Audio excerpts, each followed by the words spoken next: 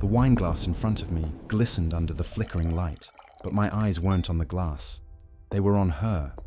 My mother-in-law's smile was too sweet, her hands too careful as she poured the drinks. The rain tapped against the windows like 1,000 restless fingers, each droplet echoing the quiet unrest that simmered beneath the surface of the night. The dining room was warm, filled with the soft hum of conversation and the clinking of silverware. On the surface, it was a familiar family dinner.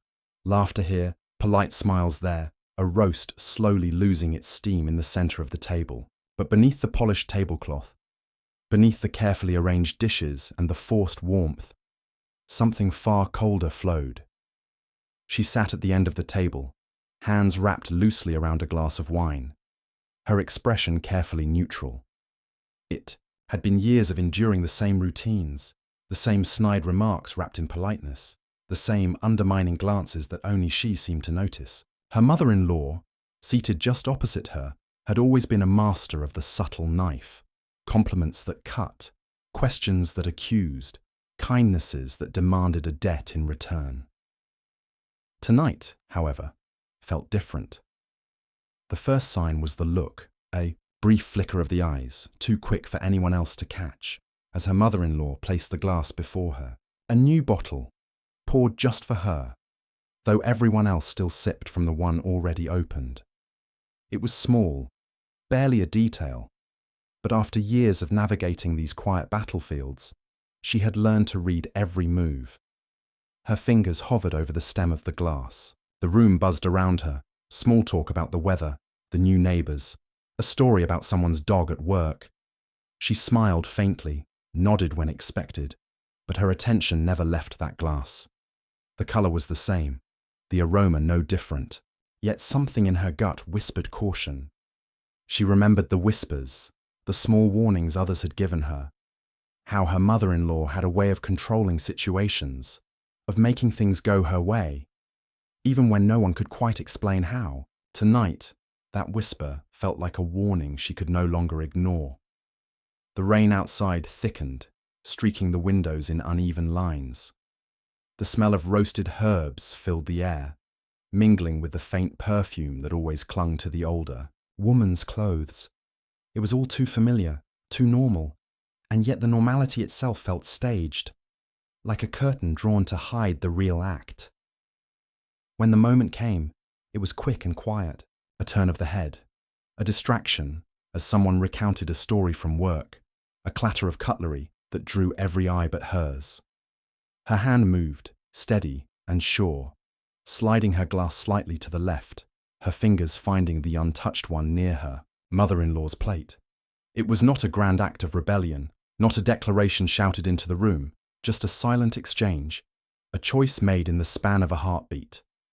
And then, nothing. The meal went on. Plates were passed, jokes were told, and the glass now before her mother-in-law glinted under the low chandelier light. Each sip she took after that felt like a countdown, each laugh that followed a tremor before the storm. Inside, a slow heat, built, not fear, but something colder, steadier.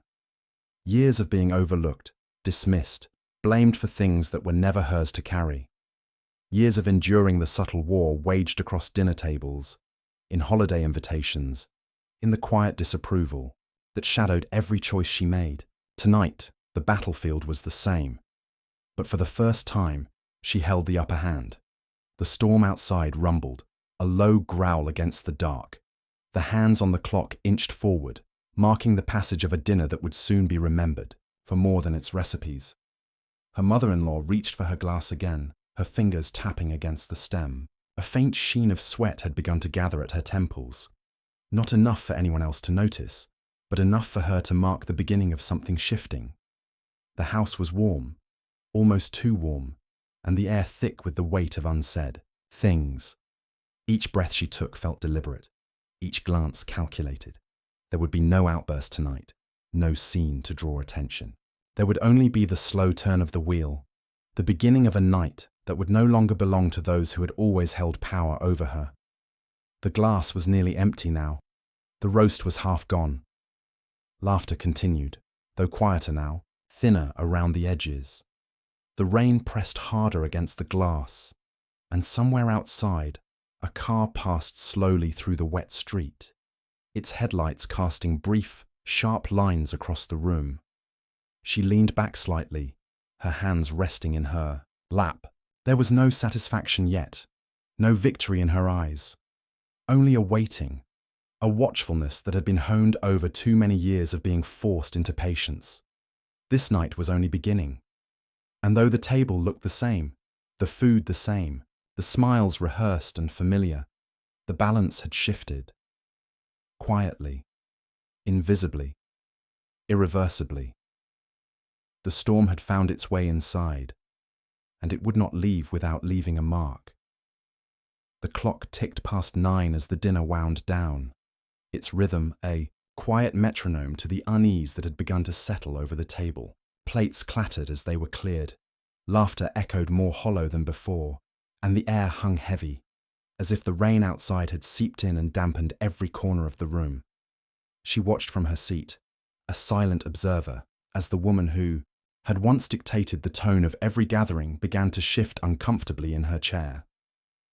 The signs were faint at first, small tremors in her fingers as she reached for her napkin, a flicker of unease across her carefully composed face.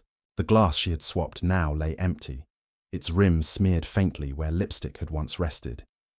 No one else seemed to notice the subtle change.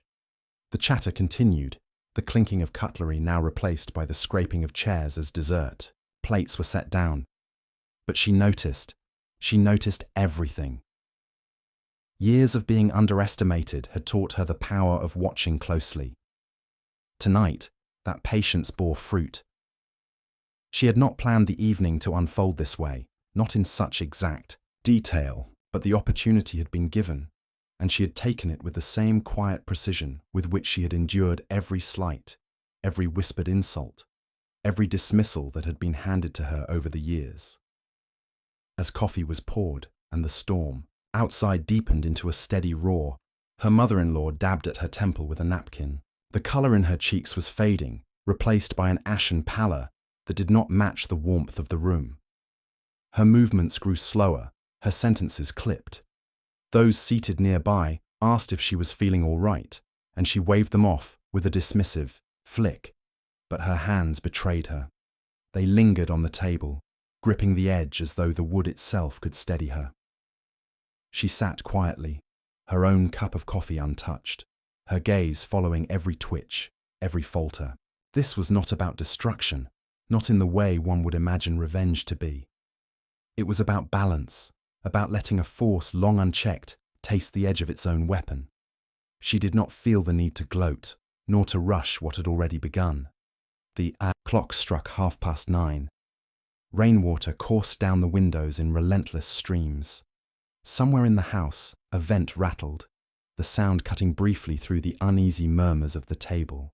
Her husband glanced at her, his expression puzzled by her calm, but she gave no sign of what passed between her thoughts. Her mother-in-law rose to excuse herself, the motion stiff, the legs of the chair scraping against the floor with a sharpness that drew every eye. For a moment, she steadied herself on the backrest, then moved toward the hallway with deliberate steps, as though sheer will alone could disguise the growing tremor in her frame. The room exhaled in her absence, conversations resuming in halting threads, but the tone had shifted.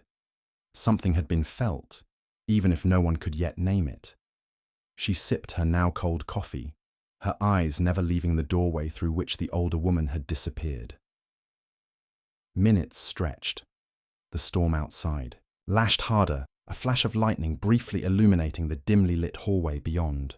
The sound of hurried footsteps followed, a niece perhaps, or one of the cousins, carrying whispered worry back to the table. "She doesn't look well." The words rippled through the family like a chill draft.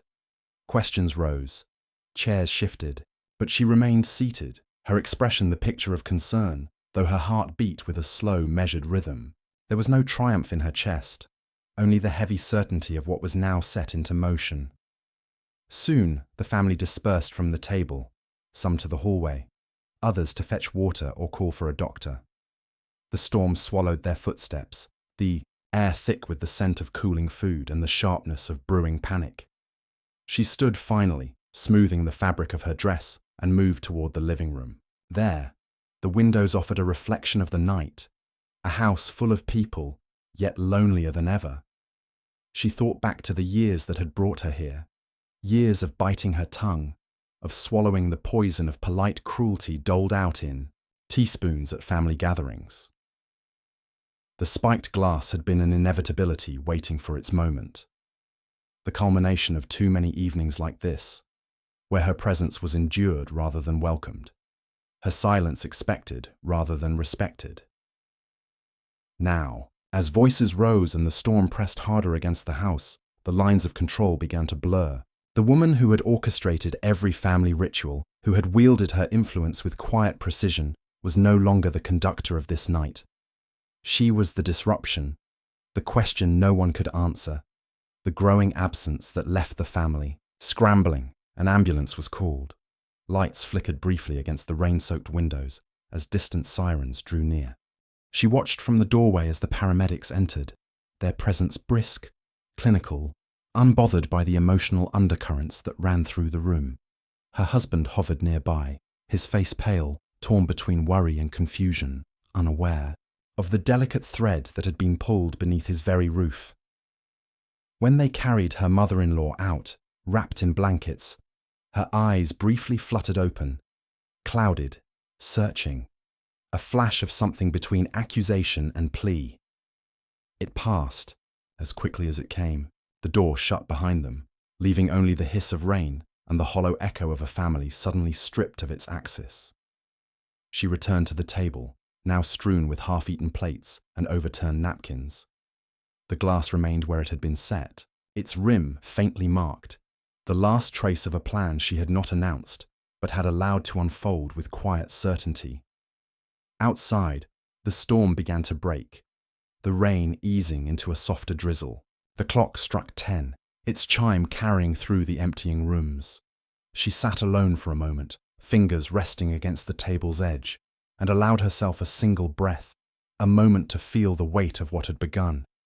This was not an ending, not yet. The family would rally, the questions would come, and the storm had only shifted form. But tonight, the glass on the table had rewritten the story that had long been written for her. The balance had tipped, and now there would be no turning it back. The house felt hollow in the days that followed. Conversations that once floated easily through its rooms now whispered in tense fragments, slipping under doors and echoing down the hallway. The storm had passed, but its shadow lingered, an invisible stain that no amount of polite smiles could wash away. Her mother-in-law was in the hospital, recovering slowly under watchful eyes, and the family treaded carefully, as though a single wrong word might crack the fragile surface that kept their fears contained. She moved through those days, with measured calm, neither offering too much concern nor appearing indifferent. Her husband watched her with a searching look, the kind that hinted at unspoken questions. But he said nothing, not yet. The family's focus was elsewhere, and she played her part, the quiet daughter-in-law who held everything together while chaos hovered at the edges. Behind closed doors, though, her mind worked tirelessly. She had not planned for the aftermath to be this quiet. She expected accusations, perhaps an outburst or two, but instead there was a void, one filled with unanswered questions and simmering unease. The swapped drink had been a small act, but its ripples were spreading further than she anticipated. Doctors spoke of unexplained reactions, of something foreign in her mother-in-law's system that didn't quite match any standard list of causes. It was subtle enough to raise alarms without pointing fingers. She kept the routine. She went to work, returned home, maintained the rhythm of ordinary life. But each night, as she lay awake staring at the ceiling, she could feel the weight of the next move pressing on her chest, because she knew this was not over. This was not a single act of revenge. It was the opening move in a game she had never wanted to play, yet had been forced to master. Family dinners were paused until things settled. Calls came less frequently, text threads dried up, and her mother-in-law's absence became a quiet hole around which everyone circled without stepping too close. But then came the first ripple, a message sent late at night from an unfamiliar number. It was short, almost cautious. "She says you were the only one who didn't drink much that night." She read it 3 times before setting the phone down. So, the whispers had started. It didn't surprise her. The woman had always been sharp, always calculating. Even weakened, she was probing, searching for a thread to pull. But she had left no thread, not one that could be easily found. The swap had been seamless, masked under the noise of the dinner, the rain, the distraction of celebration. The next family visit came a week later. They gathered not for dinner this time, but to talk, the polite code for circling a matter without naming it. She entered the house with a steady heartbeat, her hands clasped loosely in front of her. The air was different, cooler, more brittle. Her husband's siblings stood at angles, their expressions polite but distant. Her mother-in-law was absent, still recovering, but her presence lingered like a ghost in every lowered voice. They asked questions, innocent on the surface, but heavy beneath. What had she noticed that night? Did she see her drink being poured? Did she recall who handed her the glass? Each question came with a smile, but the pauses between them spoke of something more: suspicion without proof, curiosity laced with accusation. She answered them all with the same calm precision. She spoke of the storm, the laughter, the brief moment she had stepped away to fetch her coat. She left no gap, no pause that could be filled with their own version of events. And when they finally let her leave, the tension clung to her like damp air, following her to the car and sitting with her all the way home. That night, she stood in the kitchen alone, staring at the rain-slick pavement outside. Her reflection stared back from the darkened window, calm, composed, but with eyes that no longer carried the weight of restraint. The balance had shifted, but not yet enough. The family was off balance, yes.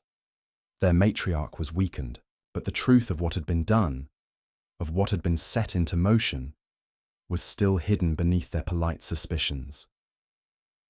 She reached for the drawer where she kept the journal, pages filled with years of moments, each one a drop in the slow cup that had finally overflowed. The remarks about her place in the family, the decisions made without her voice, the whispers when she left the room, and the final insult. The drink spiked to teach her a lesson, to remind her of her place. She turned the page and began to write again, the ink scratching across the paper like a slow, deliberate blade. In the hospital, her mother-in-law recovered, but not without side effects. Her memory wavered. Her appetite faltered. She grew paranoid, the nurses said, speaking of shadows in the room, of someone watching her while she slept. The family blamed the medication, the trauma of the incident. But she knew better. It wasn't the medication. It was the seed, planted and growing.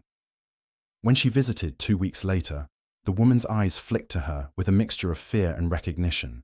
They sat alone for a moment in the sterile white of the hospital room, the rain beginning again against the window.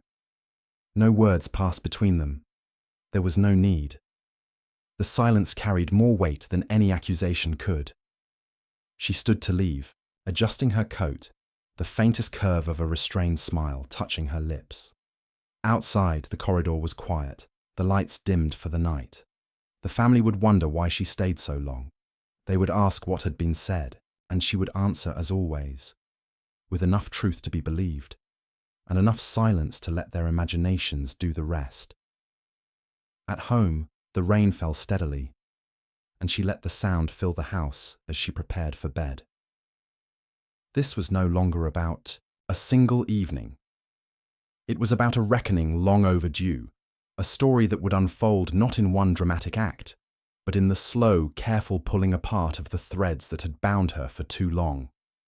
The storm was not over. It had only learned how to linger. The nights had grown longer, and the rain had become a familiar drumbeat on the windows, steady, unrelenting, almost comforting. It was in that rhythm that she found her resolve, sharpening it like a blade. Weeks had passed since the hospital visit, and the family had begun to show the first cracks of open distrust. Whispers had turned into tense calls, polite invitations into cautious interrogations. The matriarch's condition had plateaued, but with it came a new paranoia. Accusations muttered under breath, doubts seeded in every room she occupied.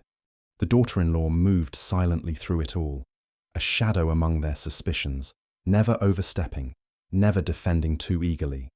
The strength of her revenge lay not in loud declarations, but in the quiet erosion of certainty.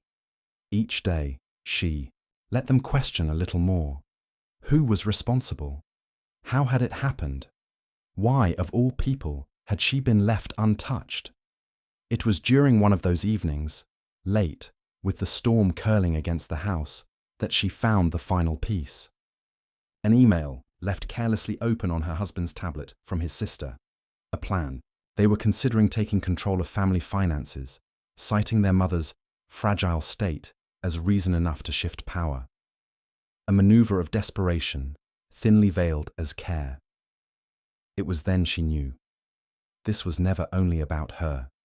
The family had been eating itself slowly long before the poisoned drink. The dinner had been their attempt to keep her compliant, to remind her of her place while they schemed in shadows. Now, those shadows were her allies. She began to orchestrate her final move with the same precision she had used that night. It started with the journal, its pages copied and scanned, each entry a record of slights and schemes, of the evening's details, of every warning ignored. She gathered receipts, messages overlooked, half-confessions buried in family chats, remarks slipped in carelessness. Not to hand over, not yet, but to hold. Evidence was power, and power was the one thing they believed they alone possessed. The hospital discharge came on a cold evening. The family reunited briefly, strained smiles under two bright lights, each hug more for show than comfort. Her mother-in-law looked diminished, weight lost, eyes sunken, hands trembling ever so slightly as they gripped the railing, but her voice still held that steel beneath the surface when she glanced at the daughter-in-law, a flicker of something between recognition and hatred. The game was no longer hidden. They both knew the other's hand. At home, the gatherings resumed, smaller, quieter, but with an air of forced normalcy. And it was during one of these, over a table lined with uneaten dishes and rain tapping at the glass, that the moment came. The matriarch, leaning back in her chair, accused, not with words, but with a question too sharp to be casual. Strange, isn't it, how untouched you were? The room went still. The siblings exchanged glances. Her husband's jaw tightened. She did not flinch. She let the silence stretch until it became uncomfortable, then unbearable. And then she spoke, not to defend, but to remind them of their own game. She recalled the night's details with unnerving clarity, each one a quiet blade laid on the table, the drink she had been handed, the sudden insistence that she finish it, the looks exchanged when she didn't. She spoke of her unease, her suspicion, her care to step aside that night while they laughed too loud and poured too freely.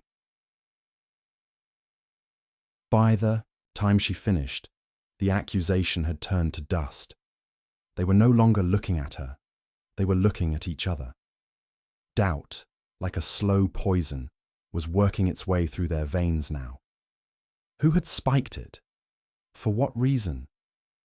What had they truly been trying to accomplish? The mother-in-law said nothing more that night. Her hands trembled against her lap. The daughter-in-law excused herself early, leaving them with the questions she had carefully planted. Over the next weeks, she watched as the family fractured further. Meetings turned into arguments. Inheritance became a whispered weapon. Alliances shifted like wet sand.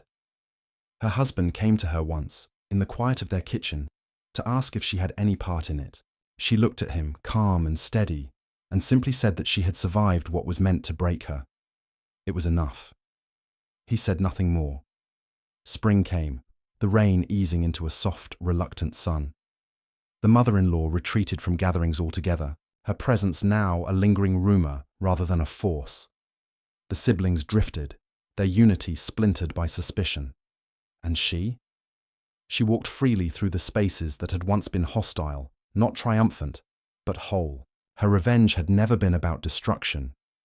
It had been about balance, about making them taste the poison they had once reserved only for her. The journal was locked away now, its pages safe but no longer heavy. The evidence she had collected remained untouched, a reminder rather than a weapon. Because sometimes the greatest victory was in not needing to strike again. On a quiet evening, as rain traced faint lines on the window, she stood with a cup of tea and watched the streetlights flicker on. The storm had ended, not with thunder, but with a slow, inevitable fading. The family would rebuild in their own way, perhaps with new scars, perhaps with deeper secrets, but they would never again look at her as they once had. They would never again try to force her into silence. The reckoning had been served, not with noise, not with blood, but with patience, and the cold, unrelenting weight of consequence.